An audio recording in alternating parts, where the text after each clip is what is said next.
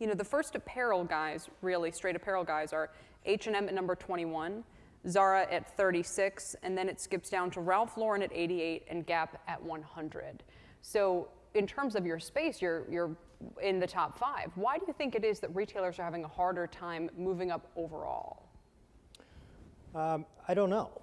I think that there's obviously a bit of a lower barrier to get into retail than some other businesses.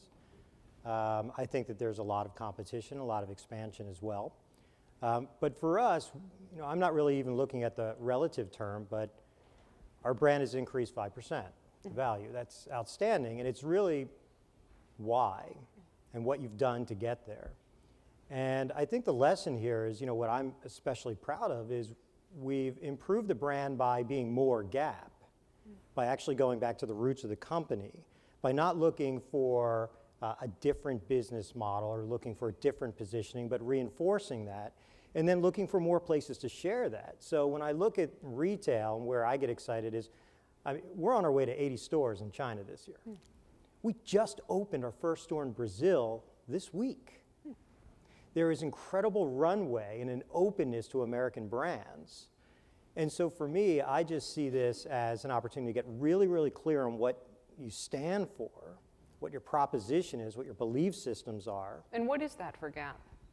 We're an optimistic brand. We are an American optimistic brand that is rooted in democracy and inclusiveness and in a sense of endurance and fairness. And what's great for us is if you want to think of us as a middle brand, we'll take that.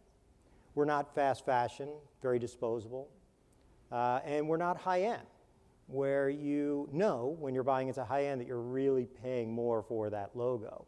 But this core consumer that is just rapidly growing everywhere around the world as really the middle class expands has the very same values. How do I improve my life? How do I improve my children's life? But this is crazy. I mean, we're talking about jeans fundamentally, yeah. and you're saying in order to be successful, you have to convince people that they're buying not jeans, they're buying into optimism and the future and, you know, the hope of self-improvement. I mean, that's an incredibly loaded thing to have to do in this day and age. That's a brand. Yeah. A brand is a point of differentiation.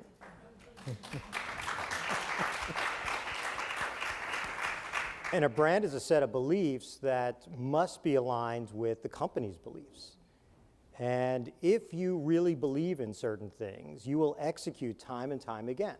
Product will be better, service will be better, experience will be better, all through that same lens. And the customer will respond. It's very complicated out there. There are many, many choices. That's wonderful. It's also very, very difficult for consumers. So the clearer you are, the more emotional and the more you share values, they'll be open to whatever it is that you want to share with them. And that's a brand.